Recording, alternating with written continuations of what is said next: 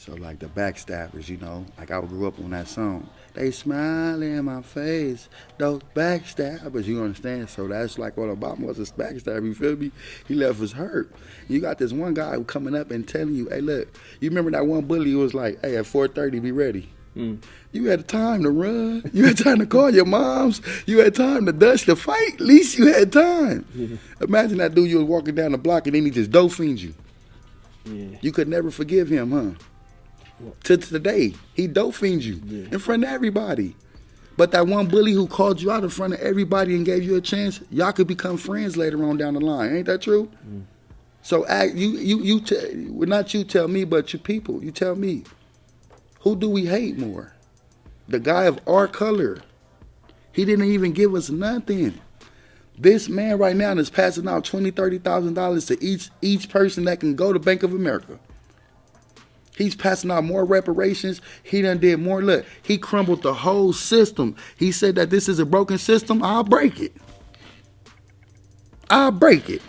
And then when they repair it, you guys have the right to vote and help to fix the repairs. Who did that? Who did that?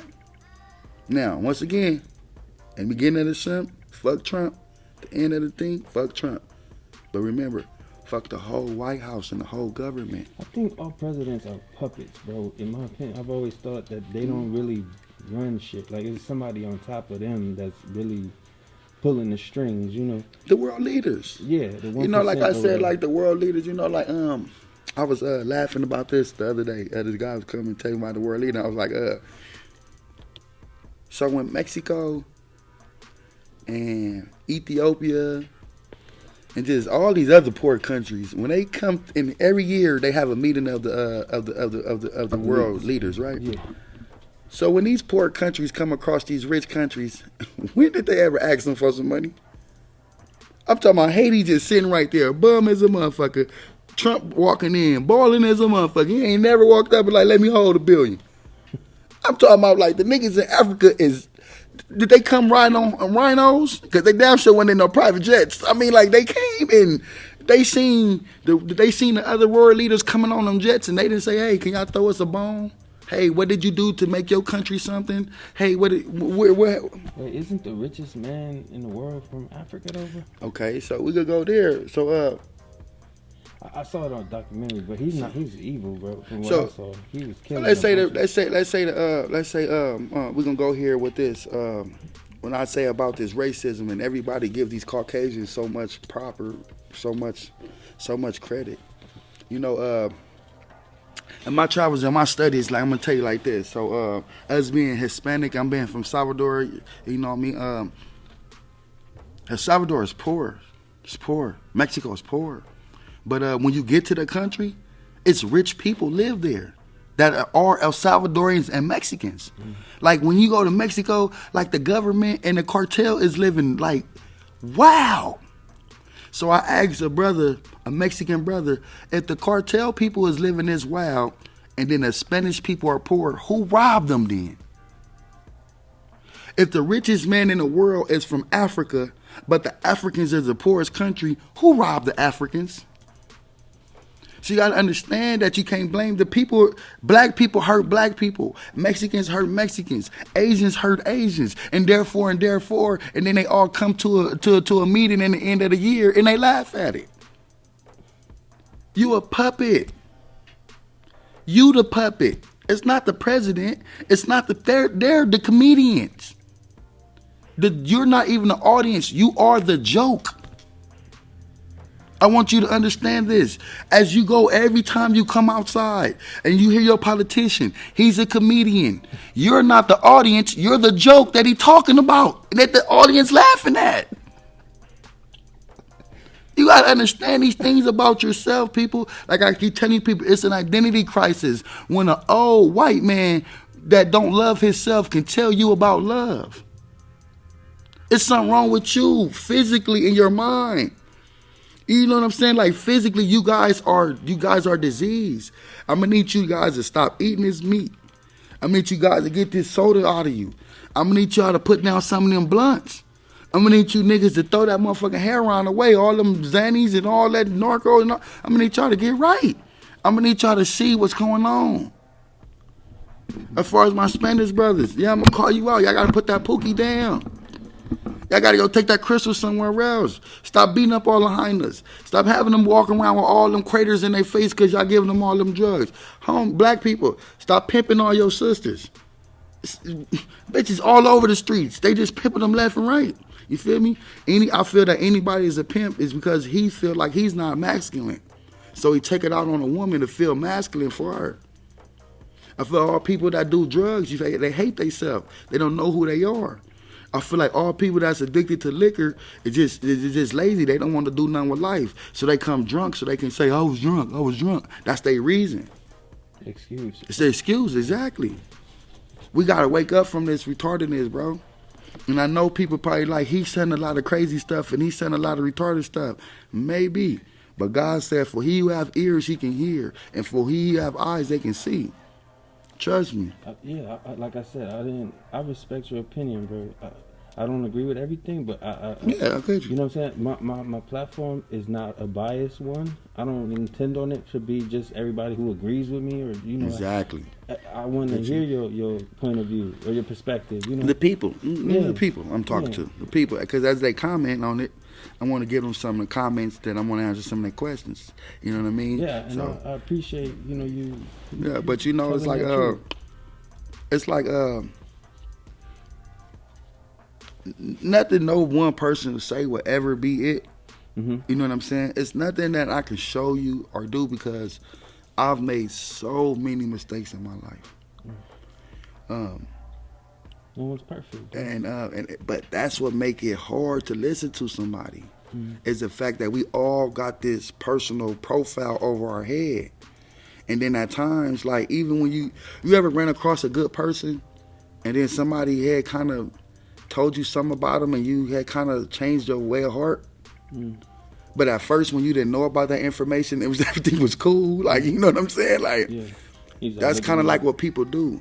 You know what I mean? They see that somebody trying to grow and they go keep on bringing up the old stuff. You know what I mean? As far as me, you know, I'm a black activist. You know what I mean? You know what I mean? I get up every day, man. I help feed the communities. Every summer, I feed the children. I do a summer program where I feed the kids. You can ask the kids around here. I opened up the LA's best elementary school, the after-school program right here. Probably was the biggest one at the time. Had like 500 kids there because I knew them. I worked at the daycare right here on 108. You know what I mean? I've tutored. I've done a lot of things because I had believed at the time that the youth was the future until I had realized that it's the whole family. Like, I was doing a family the injustice by teaching the most smallest one out of the family the truth. That's injustice. I should have been teaching his mom and his dad the truth and then teaching the child how to find the truth. You know what I mean? Like, we have these shelters for mothers. We have these things for the youth. Then they have things for the father. But what happened to the whole family organization? What happened to the whole family coming and getting educated? What's wrong with strengthening the wife, the husband, and the child? We always trying to split something up. You know what I mean? So that's why I say all that to say they split up the education. They split up the common sense.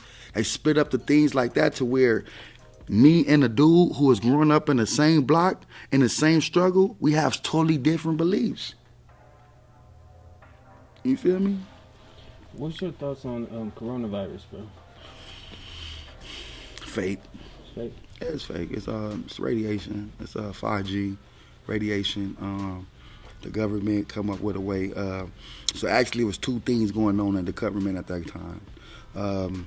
Have you seen that the Asians, who always be the smartest technology people in the world, they had got the coronavirus first because, of course, if they've been the most technology people first, who would come up with 5G first? It was them, right? Okay, so then after that, you see that our president is beefing with the Chinese people because he want to steal their ideas like he always do. Okay, so they bring 5G over here, and what's going on is that, bro, your granny probably never had a microwave, so she's not used to radiation. So they said that the old people is not going to survive. Your child has been born. Your child is a mutant. It's been born in radiation since the first day it was in your baby mama's stomach.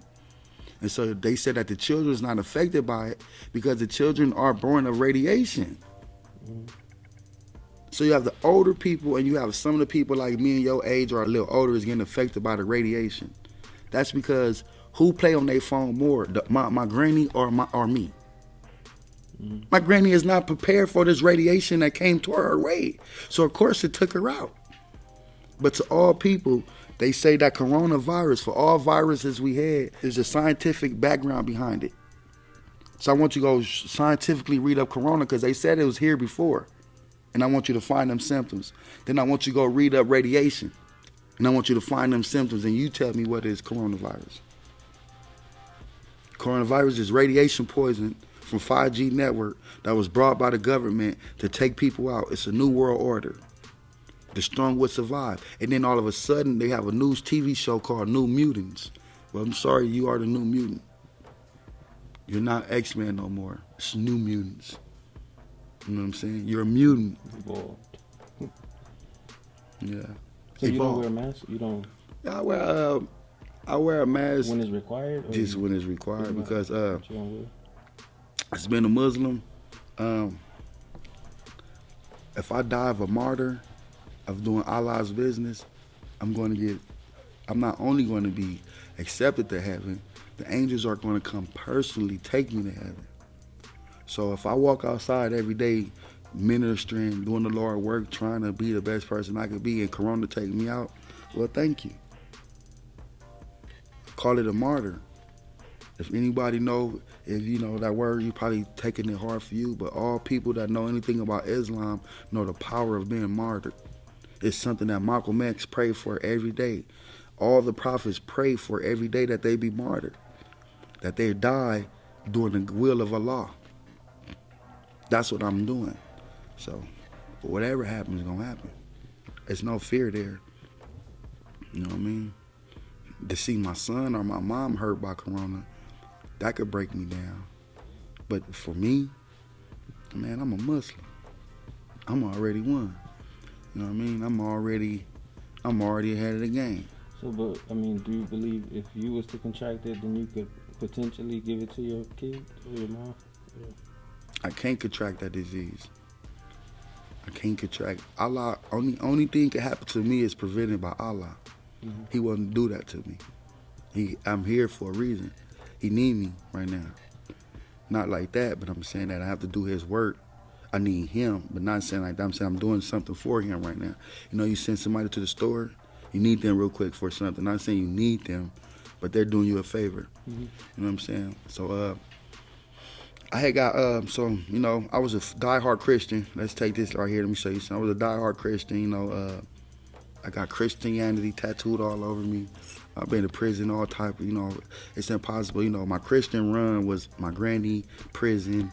It's just been, you know, American. I'm just a Christian. I got shot. Boom, I got shot. I was in St. Francis. St. Francis is a Catholic church. Hospital. So they have the Catholic priest come past and all kind of things like that. So I had got shot, and the Catholic priest come knock on my door, ask me, do I want a prayer? And I was so fucking upset that I had got shot, and I just wanted to kill back, you know, just normal. I just wanted to heal up and come back and put in work. And I was, I kind of like dissed him. And when I dissed him, my uncle walked in there with the imam. And when the imam was in there, you know, I was angry that the imam was there as well. And you know, he talked to me for a little minute, and you know, the imam had, you know, he didn't offer me to be a Muslim. He just really cared for me. Like the father stood at the door, but the imam came to the bed. It was like this. It was just different. And the imam touched me, and when I told him what happened to me, you know, he even shed a little tear. You know, he was sad, you know, because where my mosque at, my neighborhood right there, so he was in the mosque praying, and he heard the gunshots. But now that he realized who it was, you know, it had brought him, it spiritually had hurt his feelings. And to see a person cry for me that I never knew, I knew him, let me say this, I knew of him. Anybody in Watts know of Imam Mujahid. He's like the East Side, Imam for everybody. You know, he had a Lincoln forever. He's just legendary around these projects. It's not a neighborhood he can't go to. The imam is 77. I'm under 30. He's been in this mosque for over 45 years. You understand what I'm saying? So I'm new to this going on. But anyway, to see somebody hurt like that. So prior to that, one time, some guys was, because the mosque is in my neighborhood.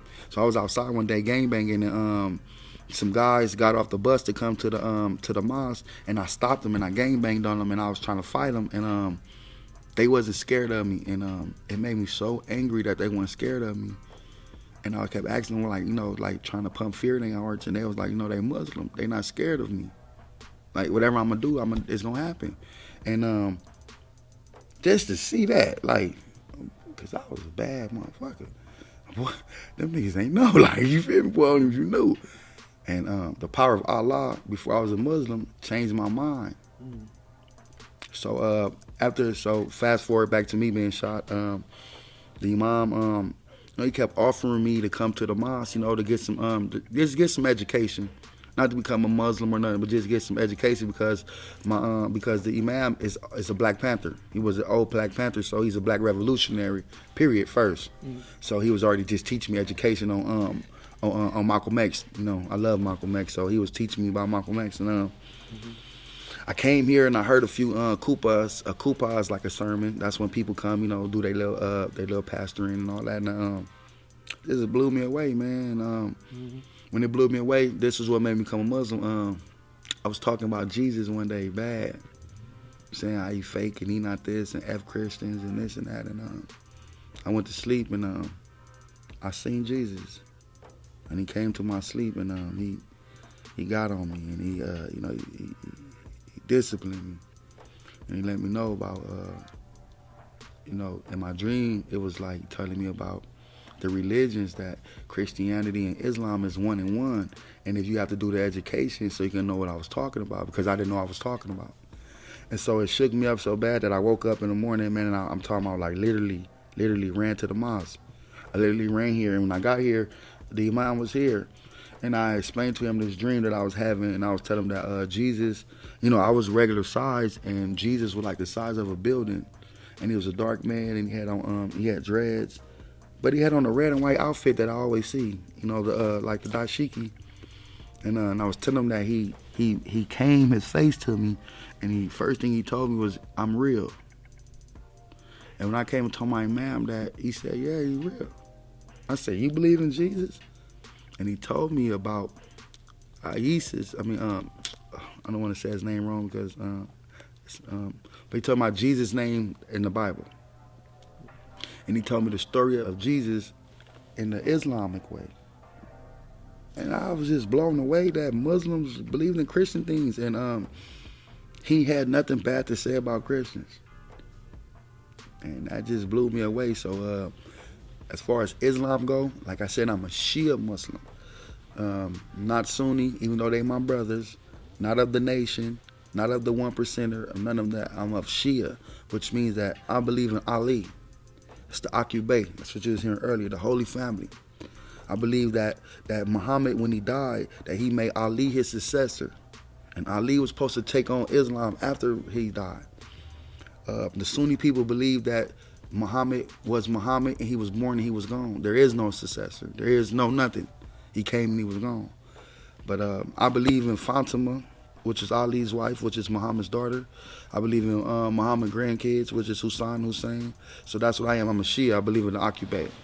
So that's where you'll see my confidence has come from about anything about being murdered or anything what you might think is cocky. It's not. It's that I'm a Shia Muslim, and Allah has already made a place for me in this life and the afterlife.